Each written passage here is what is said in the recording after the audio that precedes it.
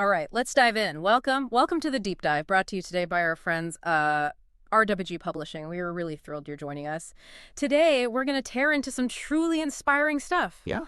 Our mission is to journey into the extraordinary world of mixed martial arts MMA, specifically through the incredible life chronicled in Chokehold Chronicles, Tales from the Cage by Bill Vincent. That's right. And look, this isn't just a play-by-play of fights, not at all. It's a rich story, just bursting with perseverance, real passion, and that kind of unwavering dedication. Well, the kind that turns dreams into reality. So yeah, we're here to pull out the most important nuggets of knowledge, the insights from Alex the Hammer Harris's path, how he became this celebrated MMA champion, and hopefully we'll give you some surprising facts, plenty of aha moments about what it really takes to succeed at that level. Okay, so let's start right at the beginning. Young Alex Harris, growing up in Litchfield, Illinois, quiet streets. Bill Vincent's book, it paints this picture of him as an unassuming boy with a quiet demeanor. But what's really captivating, even back then, is how beneath that calm surface, there was this fierce determination already burning. Maybe quiet, but definitely there. And what's fascinating here, I think, and sometimes missed in these origin stories, is how his whole journey kind of began almost by accident. The book says he just stumbled upon an MMA broadcast on TV, one moment, and from then on, he was just hooked. Hooked, yeah. He wasn't just watching, he was absolutely mesmerized by this blend of grace and raw power. It wasn't just a show for him. It was like a revelation, this sudden clarity about maybe a new purpose. That moment of discovery, yeah, changes everything. Exactly. It often does, doesn't it? Defines a whole passion. And here's where we get an early peek into Alex's character, right? His parents, Mary and Tom, they were worried, understandably, about the dangers of fighting. I mean, who wouldn't be? Sure, most parents would panic. But Alex, even as a young kid, he had this incredible vision for what MMA was really about. Vincent captures him passionately explaining, it's not just about fighting. It's about discipline, training, and pushing yourself to be the best. He saw past the violence, saw a path to self-mastery. That early articulation, that's crucial. Yeah. It shows it wasn't just some passing interest. His self-drive was like immediate, deep. Yeah. He didn't wait around. Vincent tells us he devoured books and articles about MMA at the local library. Wow. You just picture him, right? Shadowboxing in his room, Yeah. mimicking moves he'd seen on TV. Yeah. This wasn't just messing around, this self-started study, this practice. It really foreshadows the relentless dedication that intellectual curiosity even that defined his whole career. He was training his mind too, right from the start. That's such a key point. And the real turning point, okay, the moment the dream really starts to feel possible is when he spots a flyer. Free MMA classes, local gym. Oh, the flyer moment. Yeah, you can almost feel his heart pounding, right? The hope, the adrenaline. Totally. So he pleads with his parents, makes this very strategic promise, I won't let my schoolwork slip. And he gets their permission. Reluctant maybe, but absolutely vital. That shows commitment right there, earning their trust. Definitely. So, stepping into that gym, first time. The book describes Alex as this mix of excitement and nerves. Totally understandable. Vincent really puts you there. You can almost feel it, the place buzzed with energy, the sound of bodies hitting mats, hitting pads, thick with the scent of sweat and the faint tang of disinfectant. It's a whole new world. Intense, exhilarating. He had to adapt fast. And this is where he meets Coach Mike. Introduced as burly man with a shaved head and a stern expression. Classic mentor setup, isn't it? Yeah, a bit intimidating at first, maybe. But despite that initial gruffness, Coach Mike becomes the pivotal figure for Alex. Starts him with the absolute basic stance, jab, but straight away he hits him with this crucial lesson. Remember, it's not just about power, It's about speed and precision. How important was that early philosophy, do you think, for shaping his style later on? Oh, profoundly important. Central to his success, really. Because look, a lot of raw fighters, they just come in relying on brute strength. Right? Sure, swing for the fences. Exactly. But Coach Mike's emphasis, right from day one on speed and precision, it taught Alex to think strategically. Vincent shows how he learned footwork to create angles, how to feint, then deliver precise jab, not just wild haymakers. Oh, okay. It's the difference, really, between just a brawler and a technical fighter. And that philosophy, it let him conserve energy, exploit openings, control the pace of the fight. That became a hallmark of the Hammer. Right. Right, thinking man's fighter. Mm-hmm. So we see Alex just diving in, grueling training, footwork, striking, then the grappling techniques. And the book, it beautifully shows how the gym quickly becomes his sanctuary. A place to channel all that energy and passion away from everyday life into something with real purpose, more than just a gym. Absolutely. A transformative space. And that leads to another really powerful thing Vincent highlights. The community he found there. He felt this sense of belonging he hadn't really had before. Welcomed by the other fighters. His best friend and training partner, Jake, is right there with him. Yeah. And that camaraderie, it wasn't just like emotional backup. It was foundational. Pushing him in sparring, analyzing opponents together, celebrating wins. It just shows, even in a sport that looks so individual, success is rarely a solo thing. So true. And while he's juggling all this schoolwork, intense morning and evening training, his parents are watching. They see his determination, his commitment, and their initial reservations slowly giving way to support. It's a powerful lesson, isn't it? How consistent, passionate effort can actually change minds, turn doubt into encouragement. It's a fantastic example. Earning trust through action. The book shows that shift really clearly. It wasn't just that he loved MMA, it was how he approached it. Right. Discipline, responsibility, not letting other stuff slide. That's what turned their worry into pride. Okay, so fast forward a bit. Time for his first amateur fight. And Alex is hit with major pre-fight jitters. Big time. Oh, yeah. Vincent sets the scene. Clock says 2:13 a.m. Alex can't sleep, wrestling with doubt, the weight of the moment. We've all felt that before. A big test, right? Totally relatable. He calls Jake, his friend, his training partner, needs that reassurance. And Jake's words then, they're really powerful. Show their bond, but also what Alex needed to hear. He says, dude, you're going to be fine. You've trained hard for this. You've got the skills and you've got the heart. That belief from his friend, it wasn't just, nice words. It was crucial. It helped him push through that wave of uncertainty, reminded him of the work he'd put in. Sometimes that external validation just helps you find your own strength inside. Definitely. So the first amateur fight itself described as a blur of punches, kicks, and grappling. Imagine that sensory overload. Intense. But through it all, his training kicks in, that muscle memory, the technique. He lands that powerful right hook that sent his opponent staggering. Bang! Secures his first win. Huge moment. The crowd erupted in cheers, his parents, his sister Emily beaming with pride. Just a defining moment for him and for everyone supporting him. And that first win, fueled by that hook, it just sets him off. Meteoric rise, really. He starts dominating local tournaments, faces all sorts of opponents, keeps honing his skills.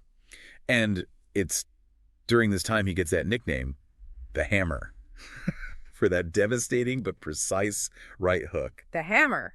Catchy. Yeah, the book implies it wasn't just raw power, though. It was timing. It consistently found its mark. Perfectly delivered. So his fame starts growing. Local sports reporters notice. Sponsors start sniffing around. And this is where he has to learn a whole new game, right? Navigating the world outside the cage, balancing the whirlwind of training, fights, and growing recognition with being, a public figure, new challenges. A whole different arena, yeah. Managing expectations, staying grounded. If you're finding Alex's journey as gripping as we are, and you really want to get into the nitty-gritty, not just the physical stuff, but the mental game, the strategy, what really fuels a champion, you should definitely dive deeper. You can grab Chokehold Chronicles, Tales from the Cage by Bill Vincent on Amazon right now. We'll stick a direct link in the show notes for you. Makes it easy to explore all the details, the challenges Alex overcomes. Good call.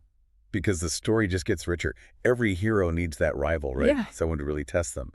And for Alex, that rival emerges, Diego the Beast Martinez. Okay. Alex watches him, sees the brutal power, the relentless aggression, feels this mix of awe and unease. Diego's got this ruthless edge, almost wild. It sets up this really compelling showdown, psychologically and physically.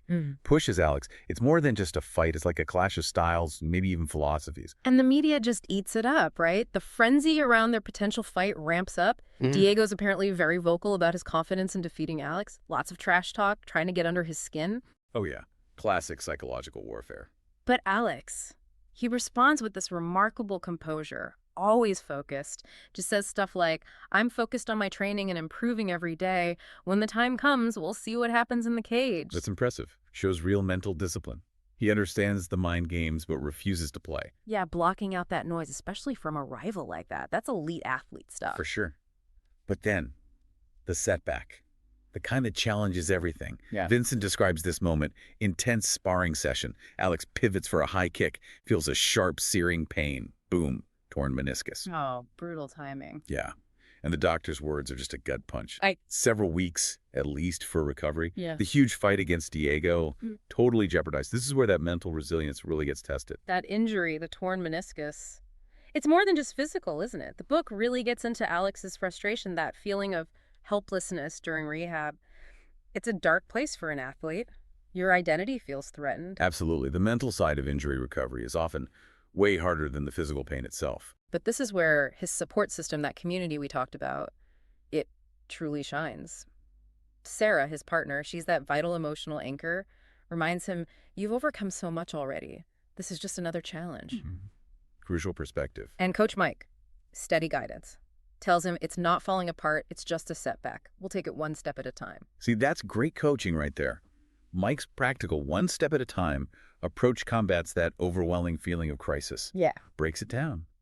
Manageable steps. Yeah. And Sarah reminding him of his past resilience. That's not just comfort, it's strategic. Anchors him to his history of overcoming stuff.